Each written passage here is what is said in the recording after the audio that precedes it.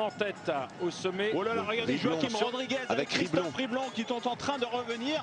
Ouh là là, il a dû se faire mal Christophe Riblon. Ogerland est également là. Avec Tom Bonnet juste derrière, j'ai l'impression. Qui est en train de réagir. D'ailleurs, ça fait mal. Hein. C'est le groupe des 20 coureurs de tête qui est en train peut-être de se recomposer pour éliminer les éléments les plus faibles. Et Ballan et Paolini étaient derrière. Attention. Alessandro Ballan, pour la première fois, donne des signes de faiblesse. Ici, c'est Joaquim Rodriguez qui se retourne, qui fait un peu... Je ne sais pas s'il est toujours dans la roue. Il a fait exploser Christophe Riblon. Je crois bien. Hein. Non, mais ils sont là, juste derrière. Voilà, un groupe va se composer avec Kim Kirchen qui est en train de revenir sur Joaquim Rodriguez. Il n'y a pas d'Italien, hein. Il n'y a pas d'Italien, je crois, dans ce groupe de 6 ou 7 coureurs. En revanche, 2 Espagnols, puisque Cobo... Non, c'est pas Cobo. Il y a 2 Belges. Il y a Kim Kirchen, il y a Ogerland, il y a... Duquet, bien sûr. Il y a Zog. Et une fois de plus, donc, ce groupe des 20 coureurs. Alors évidemment, Rodriguez demande qu'on s'organise, qu'on s'entende. Et d'ailleurs, il n'aura pas le demandé 2 fois apparemment. Eh bien, c'est qui? C'est pas Van Avermaet qui est en train de relancer. Mais il y a un autre coureur belge. C'est Bert de Waal que l'on aperçoit ici. Tom Bonnet est resté à l'arrière. Est-ce qu'il a eu des premiers signes de fatigue dans cette ascension ou pas? Ah non, les Italiens reviennent. Oui, avec Paolini. Zog qui est là aussi. Hein. Paolini qui ferme la marche. Est-ce qu'il y en a d'autres derrière? Voilà, Vorganov qui est en train de rentrer, peut-être tout le monde. Il faudrait couper les arbres, là, on voit plus rien. Ça y est, regardez. Non, c'est une blague. Hein. Est-ce que l'on a vu le retour de Ballan dans ce groupe ou pas? C'est la question que l'on se pose. On a l'impression que tout le monde est rentré. Oui, il y a un regroupement. Mais Joaquim Rodriguez a vraiment fait mal, à tout le monde. Et ça donne certainement pas envie aux Italiens de rouler dans ce groupe. Et même peut-être pas à Kirchen. Évidemment, Christophe Riblon aussi ne va pas collaborer. Ça calme hein, une petite attaque comme ça. Et ça ne fait pas forcément progresser l'écart. Regardez d'ailleurs, il n'est pas content. C'est les Belges qui vont rouler maintenant un peu. Bert de Waal qui essaye de redonner un petit peu de régularité, de vie à ce groupe. Oui, Ballan est là. Hein. L'As que vous apercevez, maillot bleu évidemment. Tout le monde est rentré, j'ai l'impression. Donc il n'y a plus que 2 Espagnols. Hein. Il n'y a plus que Juan José Cobo et Joaquim Rodriguez à l'avant. C'est pour cette raison qu'on a demandé à Juan Manuel Garate de rouler en tête de peloton. Et je pense que du côté italien, on doit dire aussi que Joaquim Rodriguez est très fort devant. Et si on est dans cette situation dans le dernier tour, bien Joaquim Rodriguez est capable, dans la dernière ascension, de lâcher tout le monde et même capable de lâcher Alessandro Ballan. Sur le blog des commentateurs vélo, de plus en plus de téléspectateurs se demandent si l'on n'est pas en train d'assister à un enterrement de première classe en ce qui concerne les coureurs du peloton. Jackie Durand, vous en pensez quoi? Ah oui, non, mais c'est envisageable. S'il n'y a qu'un seul coureur à rouler en tête de ce peloton, bien évidemment, on est vigilant sur les écarts. Ça va rebouger un moment ou un autre dès que la route va s'élever. Mais il reste 3 tours quand même. Hein. Il reste 3 tours, c'est-à-dire 40 km lorsque l'on passera la ligne, un peu plus de 40 km. Alors qui roule? Ce sont toujours les Slovènes apparemment qui ont pris les choses en main.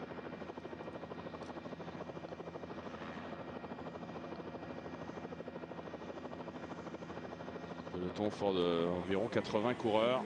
Et on retrouve Bert de Waal dans ce groupe de tête qui s'est recomposé. Voilà, Bert de Waal avec Michael Rogers un peu plus loin. On retrouve donc dans la roue Paolini. Voilà la composition de ce groupe avec Ogerland le néerlandais. Donc 2 Espagnols devant, Juan José Cobo et Joaquim Rodriguez. J'ai dit une bêtise, 3 tours. 2 tours simplement maintenant, 2 tours de circuit, c'est-à-dire moins de 30 km désormais au passage sur la ligne. En ce qui concerne bien sûr les hommes de tête qui viennent de passer. Vous avez la composition du groupe. Ils ne sont plus que 19. Hein. On a perdu un coureur dans l'affaire. C'est pas Stangeli qui est toujours là encore. Est-ce que vous aviez Arashiro? Vous l'aviez dans les 20? Mais pour moi, il avait disparu tout à l'heure. Non, il avait disparu déjà. Ouais. Stangeli est toujours là. Est-ce qu'il est toujours là sur la droite de la route, aux côtés de la moto? Christophe Riblon s'est repositionné en avant-dernière place. Ce sont les Belges qui prennent les choses en main avec Bert de Waal qui fait le travail. On va voir le temps maintenant du passage du peloton. L'écart qui les sépare en fait de ces hommes de tête. Alors qui roule vraiment en tête de peloton? Il n'est pas là. Et attention à cet écart hein, maintenant. Il y aura une 30 à peu près. Et ce sont les Russes, hein, même s'ils sont représentés avec Vorganov à l'avant. Ce sont les Russes qui prennent les choses en main en compagnie des Espagnols. Allez, une 20. Les Espagnols roulaient déjà tout à l'heure.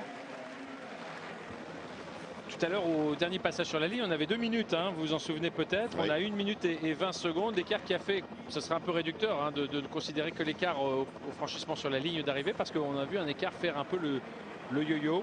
Vous aurez noté la présence d'Ivan Basso dans les premières positions, de Valverde que l'on aperçoit ici plein cadre. Et de Sylvain Chavanel également bien placé. Alors qu'on va peut-être assister à de nouvelles attaques avant d'arriver à nouveau dans l'Acqua Fresca, la première côte du parcours, puisque l'on est en train d'apercevoir Gorazd Tanguy, décidément incroyable, qui a décidé de repartir. Là. On va Michael Rogers avec Paolini. Rogers et Paolini, juste derrière Berdoual, Cobo. Rodriguez. Allez, on va revenir quand même sur Stangueli. Et derrière, je ne comprends pas forcément l'attitude de l'équipe russe qui roule. Ils ont Vorganov à l'avant. Alors, à moins que Lobnev se sente vraiment dans un grand jour. On ne l'a pas vu de la journée. Lui, on sait que Karpets, qu'on a vu un moment dans l'échappée, lui a disparu. Ce ne sera pas pour lui qu'on va rouler. Ou alors pour le plus expérimenté de cette équipe, peut-être Sergei Ivanov. Je crois que ça va lui faire drôle à Stanguy quand il va arriver dans la bosse. Là. En tout cas, belle santé hein, affichée par le Slovène aujourd'hui.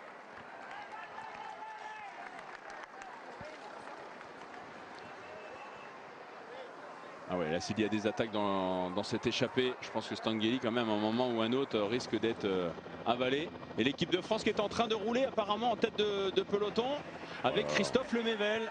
On se découvre du côté des Français. Les Français, les Russes et les Espagnols sont en train de rouler. Il est possible que Christophe Lemaivel aussi ait annoncé qu'il ne se sentait peut-être pas au mieux. Parce que devant on ne s'entend quand même pas très bien. Il y avait, on le rappelle, sur la ligne 1 minute et 20 secondes. Attention à la prochaine ascension. Oui, et le prochain écart va être important. Hein. On va voir entre le peloton qui s'est mis à rouler maintenant avec plusieurs nations par rapport au groupe Balan. Et derrière on ne s'entend pas parce que Stanguy qui tout à l'heure était précédé Rogers et Paolini de quelques secondes, et bien là il a repris pratiquement une dizaine ou une quinzaine de secondes. Le peloton qui s'est réorganisé va se rapprocher assez rapidement de ces hommes de tête. Oui, parce qu'il ne restera plus qu'un tour. Hein. Quand on passera sur la ligne, ça sera le dernier tour. Hein. Kim Kirchen ici, représentant le Luxembourg. Le problème, c'est qu'il reste quand même pas mal de sprinters hein, dans ce peloton, mine de rien. Les Fréré et compagnie sont tous là. Hein. Et pour l'instant, on n'a pas eu de grosses bagarres hein, dans les ascensions. On a eu certes le coup à 70-80 km de l'arrivée lorsque Visconti en compagnie de Scarponi ont vraiment accéléré. Mais depuis, ça monte au train à chaque fois. Là, ça va visser, je pense. Hein. Voilà, dans l'Acqua Fresca, avec des écarts hein, quand même par rapport à Stanguy. On est revenu, on n'est plus qu'à 40 secondes hein, maintenant. Oui, il y a eu cet effort de Christophe Lemaivel qui a été prolongé par les Espagnols. Et Dimitri Champion également vient se positionner. Voilà. C'est surprenant de l'attitude des Français maintenant. Ils visent peut-être pas le regroupement, mais simplement à rapprocher de façon peut-être à inspirer le peloton. Gorazd Tanguy, imaginez celui-là, il est sorti dès le 3e tour du circuit, c'est-à-dire après un peu moins de 30 km de course, et on le retrouve encore en tête. Il avait été repris tout à l'heure, il était en compagnie d'une vingtaine de coureurs, ces coureurs que vous apercevez actuellement à l'image, mais il a quand même passé plus de 200 km hein, en tête de ce championnat du monde. Et regardez maintenant l'effort de Kim Kirchen qui est présent dans ce groupe qui s'est dégagé tout à l'heure, loin de l'arrivée, avec dans sa rouge, j'imagine, Paolini. Balan est également dans ce groupe. Non, pas vraiment. Non, c'est Joaquim Rodriguez et Oliver Zog qui sont là. Balan est un petit peu plus loin. Et José Jorano a atteint ses limites. Hein. Apparemment, il avait du mal à suivre le rythme imposé par le Luxembourgeois. On accélère du côté du Luxembourgeois. Il a l'air très fort, Kim Kirchen, hein, pour l'instant. Et puis, il a fait une course de sagesse. Hein. On l'a pas vu vraiment se dévoiler. Regardez Rodriguez. Et il va nous en mettre une, Rodriguez. C'est parti, je pense. Je pense que c'est parti maintenant. Et on a peut-être les hommes forts de cette échappée qui sont en train de sortir. Malheureusement, cette fois-ci, Christophe Riblon n'est pas là. Mais il ne faut pas qu'il accélère trop tôt, Joaquim Rodriguez. Il faut absolument qu'il garde Paolini avec lui pour éventuellement lui mettre une bonne cacahuète dans le dernier tour, parce que s'il lâche Paolini, évidemment les Italiens devront rouler derrière. Et ça suffit, hein, simplement dans le dernier tour, dans la dernière bosse. Hein. Après il vous reste 3 km, il faut le savoir au sommet, à peine 2 km 700 pour aller chercher la ligne d'arrivée. Ouais, Rodriguez a les moyens physiques, je pense, de lâcher Paolini aujourd'hui dans le final de la course. Donc pour l'instant il court intelligemment et roule avec Kim Kirchen qui fait belle impression. Et Stangeli qui s'accroche, il s'accroche toujours. Alors Kirchen, Rodriguez qui se retourne, qui sait derrière qu'il n'y a plus que 3 coureurs, Paolini, Zog et bien sûr Goran Stangeli. Voilà donc en ce qui concerne les 5 hommes de tête qui ont lâché leur 15 ils sont juste compagnons là, d'échappée. Ils sont juste là, il y a 4 ou 5 secondes seulement d'écart. Je ne sais pas qui fait l'effort derrière. Oui, parce que sommet de l'Aqua Fresca, enfin, on voit que cette côte n'est quand même pas très longue et vous le voyez derrière, on ne peut pas creuser quand même des écarts très conséquents. 10 secondes simplement. C'est toujours Rosero Urano avec les Belges évidemment. Van Avermaet, Tom Bonen. Oh là, il pleut, c'est. Eh oui, là, non, c'est ceux qui ont été, distancés. distancés. Et derrière, ça a bougé derrière au sein du peloton. On a vu des attaques. Et le peloton qui, vous le voyez, est revenu sur les talons de l'échappée, hein, quand même, parce qu'il passe avec 30 secondes de retard. Ivan Basso, Alejandro Valverde. Brechel, Fofonov, Albazini, Evans, Rogers, Sanchez, vous les avez, tous ces coureurs. On ne voit pas de coureur français bien placé. Vinokourov est là, en revanche, Oscar Freire également. Et toujours pas le moindre français, vous le voyez, Boissenhagen présent, mais pas de français malheureusement dans les premières positions. Je crois que c'est malheureusement le coup de pétard où il fallait être présent. Et je ne suis pas certain, on va attendre, hein, parce qu'après il y a bien sûr cette courte transition. Mais justement parce qu'elle est courte, on va rapidement arriver au pied de la légendaire montée de Novazzano.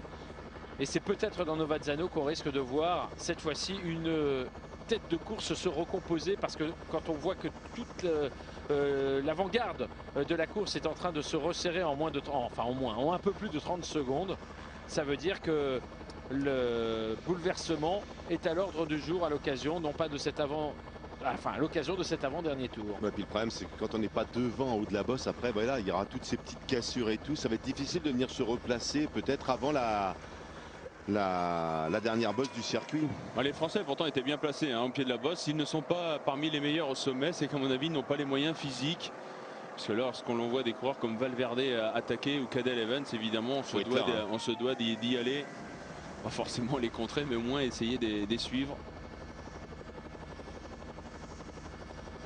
On a des images d'en haut, on ne voit pas trop là, ce qui s'est passé, ce qui se passe. En tout cas, il y a eu un bon coup de pétard là dans cette ascension. Mais Rodriguez a l'air d'être très fort. Joachim Rodriguez qui pourrait être un relais éventuel pour Alejandro Valverde s'il y a un regroupement. Même Edvald Boassenhagen était passé avec quelques secondes de retard.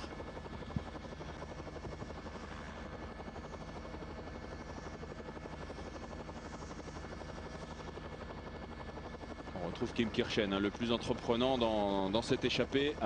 C'est lui qui a fait le tempo tout à l'heure dans l'Aqua Fresca. On a Paolini qui est dans sa roue. Qui ne roulera pas, à mon avis, qui ne roulera pas. Le Luxembourgeois qui peut devenir le 4e coureur du Luxembourg, monté sur le podium des championnats du monde après Nicolas Franz en 29 et en 32 qui avait terminé 2e. Après Jempi Schmitz en 55 également 2e, et Charlie Gaulle 3e en 54. Mais un Luxembourgeois n'a jamais gagné ce championnat du monde. C'est Cancellara qui faisait la descente. Cancellara est en train de revenir. Tout est regroupé. Il y a un regroupement général. Regardez la sérénité de Cancellara quand il décide de prendre les choses en main. C'est toujours assez impressionnant. Le calme et pourtant l'énergie, la force déployée par ce coureur qui a remporté jeudi pour la 3e fois le titre de champion du monde du contre-la-montre. Allez, Kim Kirchen dans la roue. Paolini également qui vient se positionner dans la roue du Luxembourgeois. Et Cancellara qui leur demande de passer maintenant. Faites gaffe là, on passe dans le truc. Ah oui, c'est peut-être ça. Plaît, là. Vous me suivez là? C'est exactement ça. C'est pas un relais qu'il demande, c'est un danger qu'il signale. Et derrière, regardez, on est déjà bien content de pouvoir l'accompagner. Il est rentré seul. Il y a Oliver Zog, il y a Joachim Rodriguez toujours. Alessandro Ballan également. Il a dû faire une grosse descente, une très grosse descente. Et je pensais il y a une cassure là. Et oui, on pensait que derrière Cancellara, il y aurait quand même d'autres coureurs qui allaient revenir de l'arrière du peloton, parmi ceux qui avaient basculé dans les premières positions. Non, non, il est rentré tout seul. Et il peut compter maintenant sur Oliver Zog qui se met à son service. C'est Oliver Zog maintenant qui s'est positionné devant le champion du monde du contre-la-montre. Ah ben c'est très bien joué, là, il n'y a rien à dire de la part des... Voilà, quand même. D'autres coureurs sont en train de revenir, c'est tout le peloton. Ouais, mais c'est attention, il y a quoi qu'une petite cinquantaine de coureurs maintenant. Je suis pas persuadé que dans... Alors, est-ce qu'il y aurait les Valverde et coureurs comme ça dans ce groupe-là? Je pense que Valverde et Evans doivent faire partie de cette cassure. Tout ça, ça descend très bien. On espère évidemment que des Français fassent partie de ce groupe, mais on n'est pas très optimiste lorsqu'on a vu le passage au sommet de la côte tout à l'heure. Il y a peut-être encore Christophe Riblon, bien évidemment, qui était aux avant-postes tout à l'heure. Ah bah, le pauvre Christophe Riblon, et il a eu une grosse journée quand même. Il est tombé, il faut le rappeler, dès les premiers kilomètres de ce championnat du monde. Et Tom Bonnen apparemment qui est en train de rouler. Il se met peut-être au service de Philippe Gilbert, parce que c'est Tom Bonnen en personne qui apparemment est en tête de ce peloton pour revenir sur ce groupe emmené par Oliver Zog. Cancellara s'est retourné, il a vu derrière que c'était en train de rentrer. Cunego est là, oui. Mais voilà, on se dévoile, bien évidemment. Damiano Cunego ne veut pas passer. C'est pas à lui de le faire d'ailleurs, il a un coéquipier à ses côtés qui va pouvoir le faire.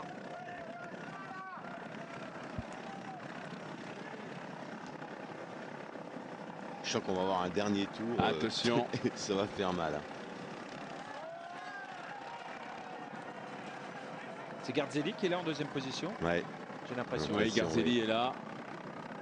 Garzelli, donc avec Cunego, le deux Italien que vous apercevez, bien placé. Oliver Zog qui fait toujours le travail. Philippe Gilbert est bien là, le leader de l'équipe belge.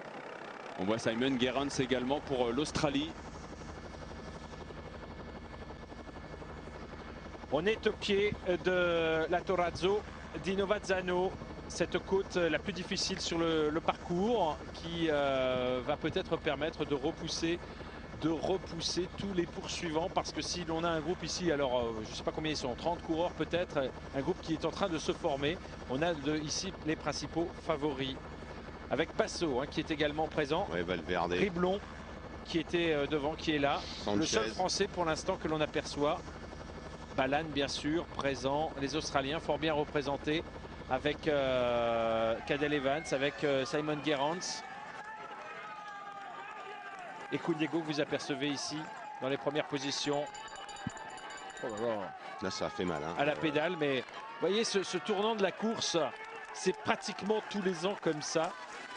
C'est-à-dire cette grosse accélération au-delà des 220 km de course qui permet aux meilleurs de se dégager. Pour l'instant, il y a quand même encore beaucoup de monde, mais ça risque d'être terrible cette ascension, puisque vous voyez Cunego qui est en train de patienter.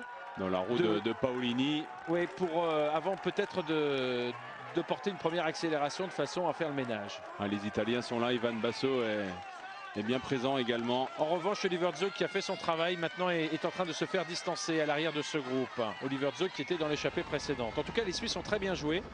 Alors qu'il y a un Français à l'arrière de ce groupe. C'est Christophe Riblon. C'est Riblon, oui. Mais ça va être dur évidemment pour Christophe Riblon. Confirmation, il n'y a qu'un Français dans ce groupe. Et malheureusement, c'est pas le plus fringant. Enfin, c'est peut-être le plus fringant puisque c'est le seul à être là. Il était aux avant-postes. Tous les autres ont disparu. Dimitri Champion, Pierrick Fedrigo, Sylvain Chavanel, Christophe Lemével et Thomas Vauclair n'ont pas pu suivre sur cette accélération tout à l'heure de Fabien Cancellara qui avait basculé en tête au sommet de l'Acquafresca.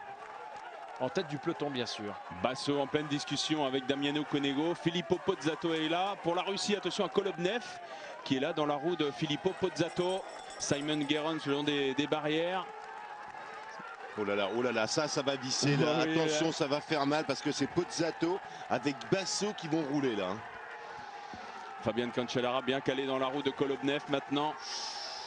Les Espagnols sont un peu en retrait maintenant. Oh là, ça va exploser de partout. On retrouve des coureurs danois également, peut-être avec Matti Brechel. Matti Brechel qui était monté sur le podium l'année dernière de ce championnat du monde. Ou Matti Fuglsang. Regardez Cancellara comment il se promène. Tom Bonnen Tom Bonnen. Il a fait un gros effort tout à l'heure pour revenir sur le groupe où figurait Fabien Cancellara. Il ne sera pas champion du monde cette année. En revanche, Philippe Gilbert, lui, est toujours dans ce groupe que vous apercevez. Je ne sais pas s'il est bien placé, Philippe Gilbert. On ne le voit pas dans les premières positions. On était un peu plus loin derrière. Regardez les Espagnols qui sont tous présents pratiquement. Il y a au moins... Là, ce sont les hommes forts, hein, vraiment, que l'on voit ici. Et vous avez aperçu Kolobnev en deuxième position. 2 Australiens. Hein. Mathieu Brechel est bien là, attention, Evans, du côté des Néerlandais, c'est dur aussi du côté des Néerlandais, avec Johnny Hogerland qui a beaucoup travaillé, Kastenkroon qui s'accroche. Et l'on signale également la présence de Boasson-Hagen dans ce premier groupe. Oui, il est bien là, Boasson-Hagen plein milieu. On aperçoit bien attention entendu. à Kolobnev, ce Russe. On a vu les Russes travailler pendant de nombreux kilomètres aux avant-postes. Basso qui fait un peu mal à tout le monde. Hein, Sanchez, 4 Espagnols. Hein. C'est bien Mathieu Brechel hein, pour le Danemark. Et pour la Norvège, c'est Arvesen. Hein. Ce n'est pas, je n'ai pas vu. Boasson-Hagen, c'est bien Arvesen. Kurt Asle Arvesen. Et il va pas attaquer. Non, je me dis Cancellara va attaquer. Non, mais regarde un peu les dégâts qu'il y a. Oui, il va se... Mais là, il est très facile. Hein.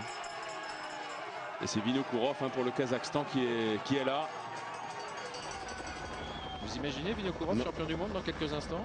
Bah, pas Cadel encore. Evans. Il a le droit. Il a le droit, oui. Après ça, il a le droit. Fabien Wegmann pour l'Allemagne. Toute la journée devant. Bon, bah, cette fois-ci, on peut y croire. Il est là. C'est Chris Sorensen qui est là. Allez, Hogerland et Kroon ont réussi à faire la jonction. Et puis derrière, ben voilà, Balan est à 19 secondes. Et les Belges, Van Avermaet et De Waal également, sont un peu plus loin. Ça accélère à nouveau. Alors que c'est Balan que l'on retrouve ici distancé. C'est fini pour Balan. C'est fini pour Balan. Le champion du monde sortant ne pourra pas réaliser le doublé comme l'avait fait Paolo Bettini. Encore, hein, là-bas que l'on aperçoit. Kurt Asle Arvesen que l'on retrouve aux avant-postes avec Cancellara là-bas sur la droite de l'écran. Écoutez, c'est un match Espagne-Italie quand même. Hein. C'est 4 contre 4. Hein, est-ce que c'était... Oui, mais enfin, il y a quand même de fortes chances qu'il soit arbitré par Fabien Cancellara tant le Suisse fait une forte impression.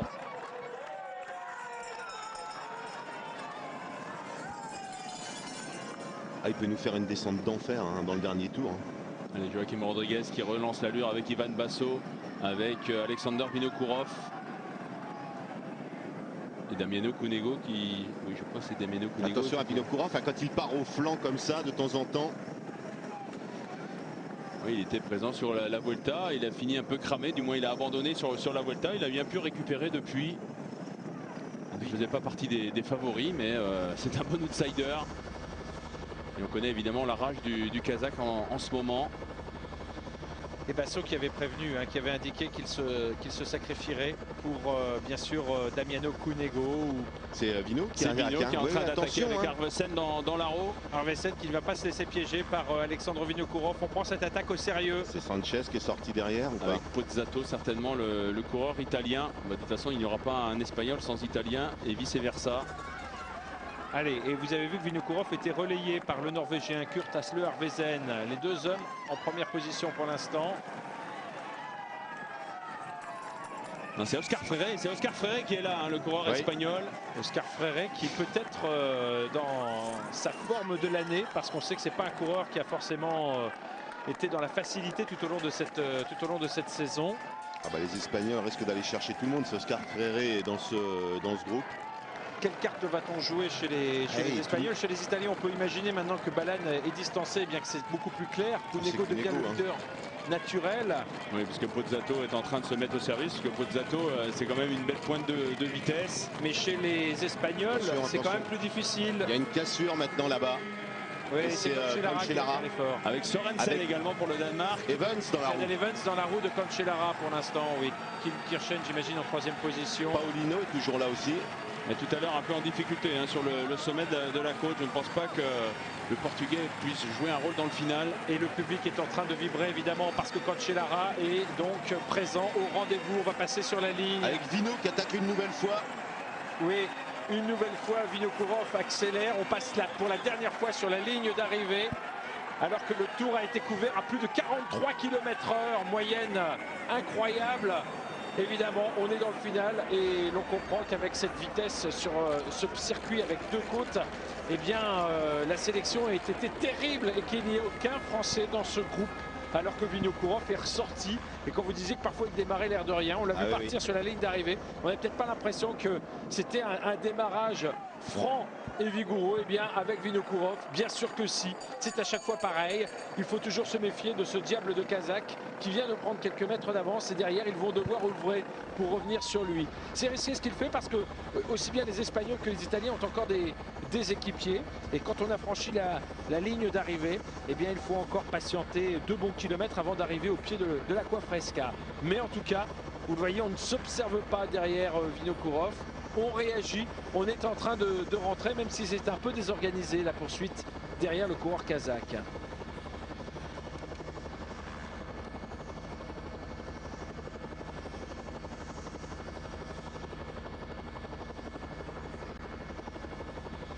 Dans quelques instants, les hommes de tête seront au pied de l'Aqua Fresca. Il y aura encore eu des cassures au sein de ce groupe de tête. Des coureurs sont fatigués, certains au bord de la rupture, et ça va se confirmer très certainement dans cette avant-dernière difficulté avec Mati Brechel ici qui est en dernière position, lui qui était monté sur la 3e marche du podium l'an passé à Varèse.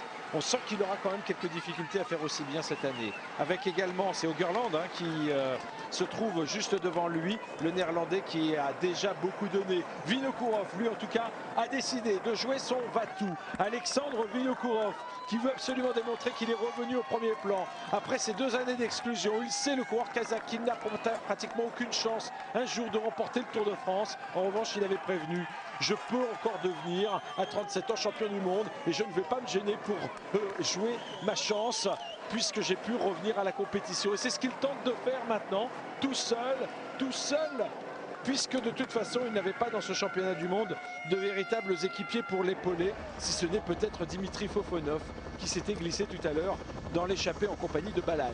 Ce sera quand même difficile, parce que là ça va lui faire mal. Parce que là il va certainement y avoir des attaques dans cette ascension. Il sera peut-être repris. Après, il pourra peut-être éventuellement reprendre la roue de ceux qui vont attaquer, mais il n'y a pas de gros écart quand même au pied derrière. Alors on a au moins 3 coureurs qui, dans l'Aqua Fresca, dans le pied de l'Aqua Fresca, semblent s'être dégagés. Et malheureusement, peut-être qu'on nous les montre un derrière, moment ou un autre. Plus personne. Oui, ça c'est une image quand même intéressante, effectivement, qui nous montre que le principal groupe de poursuivants, un groupe dans lequel on doit retrouver, j'imagine, des coureurs français. Christophe Riblon, peut-être. Peut-être même quelques d'autres. Ce sont eux d'ailleurs qui sont en train de rouler. Je crois que c'est un Français qui est en train de rouler. Ils sont plusieurs dans ce groupe. Il y en a 3 ou 4. Ouais. Et c'est Riblon qui roule actuellement, j'ai l'impression, en tête. Là. Oui, c'est Christophe Riblon que l'on retrouve dans ce groupe. C'est le groupe de Tom Bonnen, très certainement. Et toujours Vinokourov en tête, tout seul. On avait vu que 2 ou 3 coureurs étaient sortis derrière en contre-attaque. Mais là, on ne le... Et il a repris un petit peu de temps. Et c'est Kolobnev qui vient de sortir. Avec Ågerland encore une fois. Non, je ne pense pas. Je pense que c'est Karsten Kroon cette fois-ci, puisqu'on avait vu Ågerland tout à l'heure en difficulté. Ce serait étonnant de voir Ågerland maintenant. Je crois bien que c'est Ågerland. J'ai pas l'impression que ce soit Karsten Kroon. En tout cas, Kolobnev est revenu.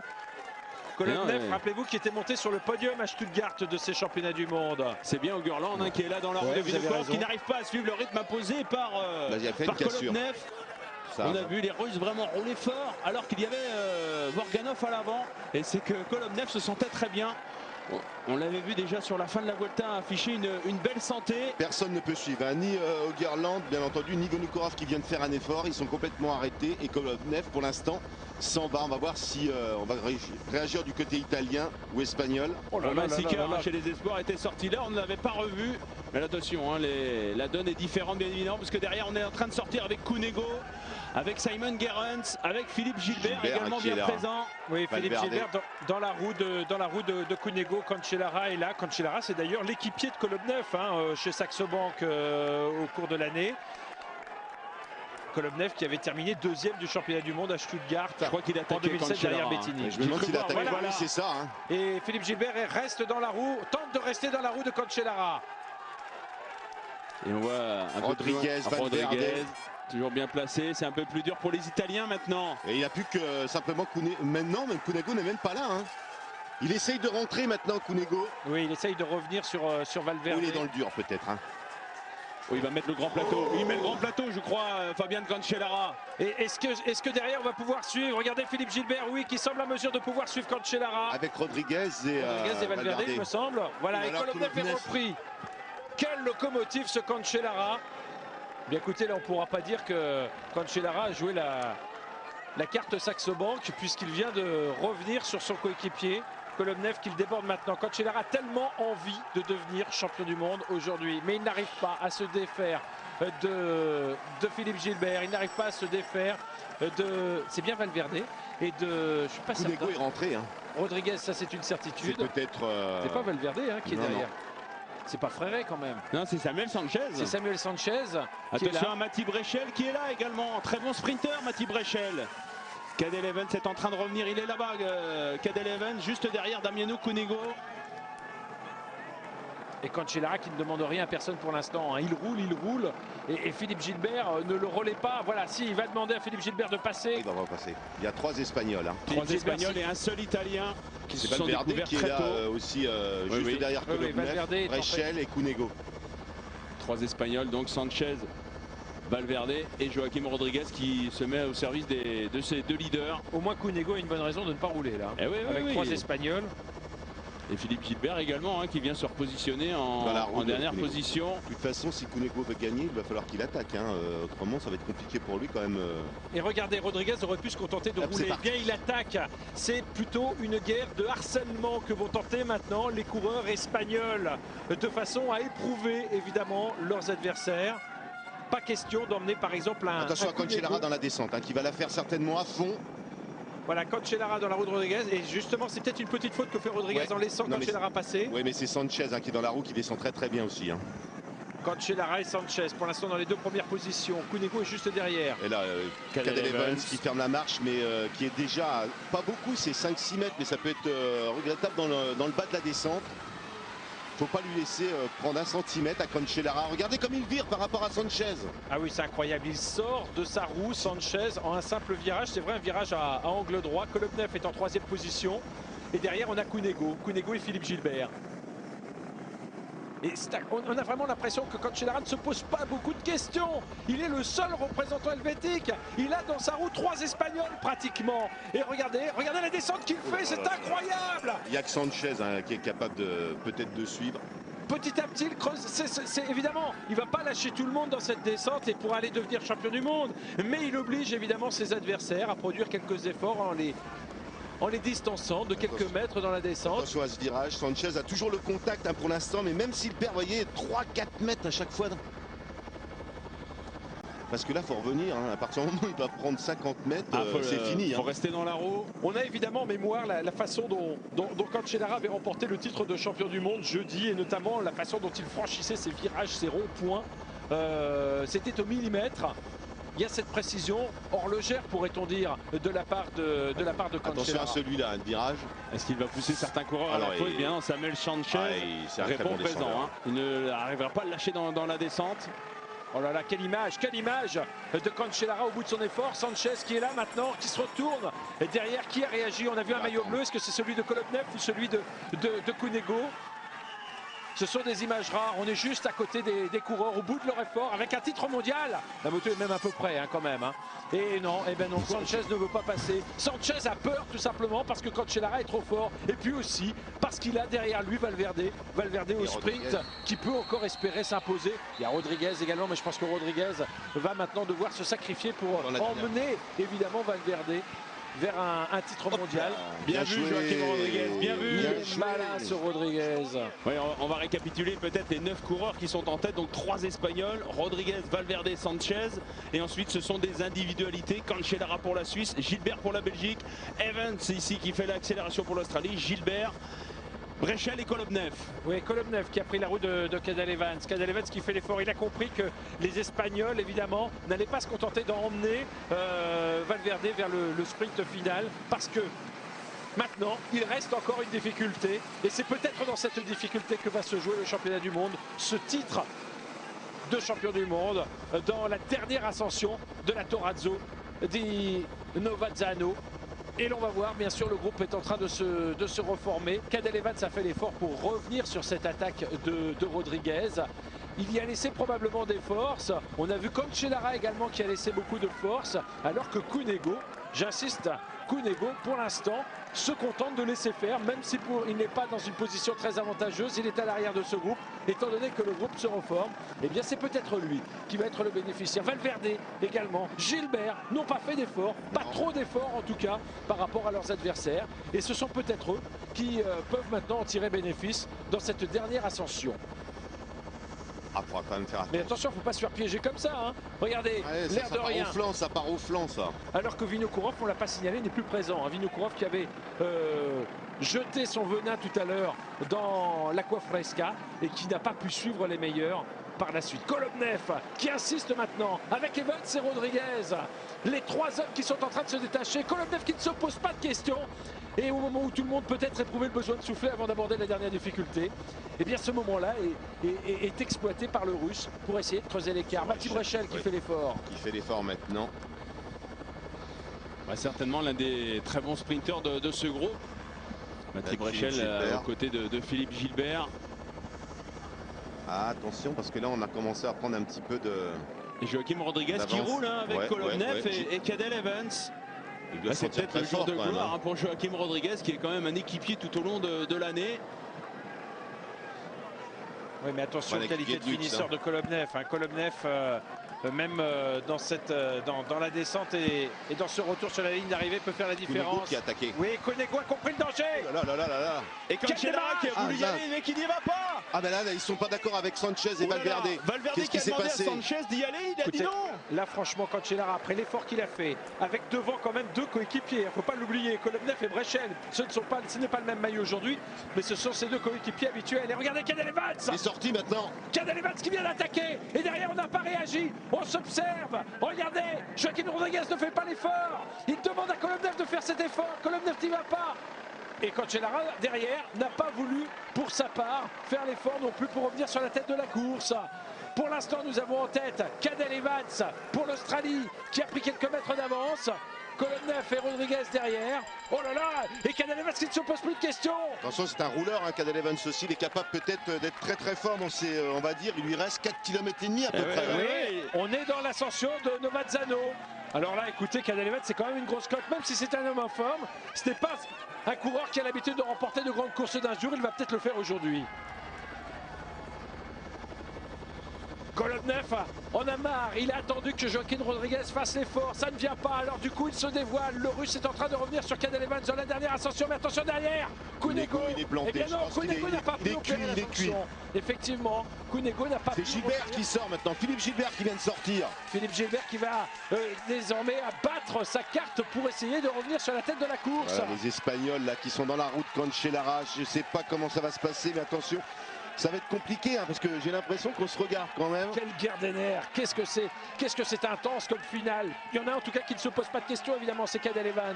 On a une cartouche dans ce dernier tour et Cadel Evans vient de la tirer maintenant.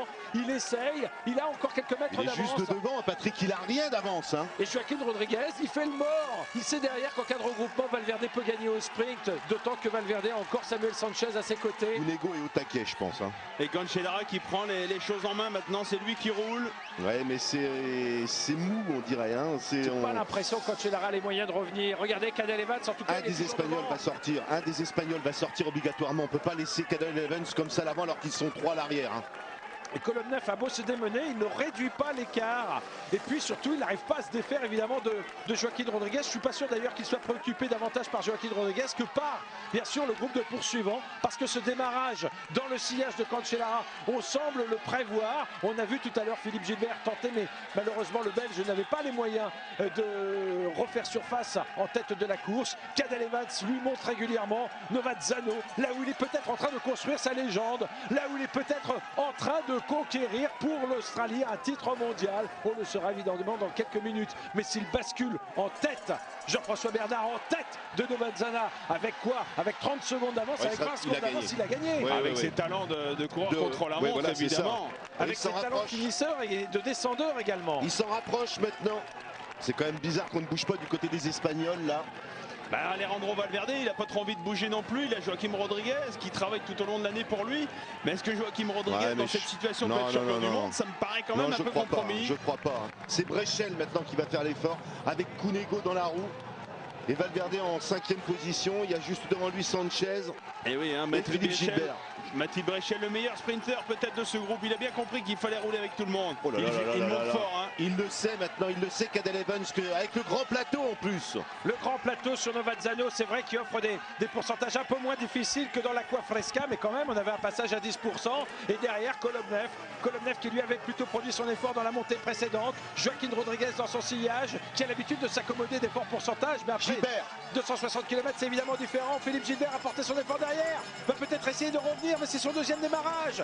Et regardez maintenant Cadel Evans qui passe en tête, qui bascule dans la descente. Il lui reste 2 km 600 maintenant. Simplement pour devenir champion du monde, pour être le premier Australien à devenir champion du monde. 12 secondes d'avance maintenant pour l'Australien. Ça veut dire que le suspense va être très serré. 12 secondes, c'est pas grand-chose. Et derrière, Cancellara qui se livre totalement. C'est peut-être lui le plus dangereux maintenant. Avec Samuel Sanchez pour faire la descente.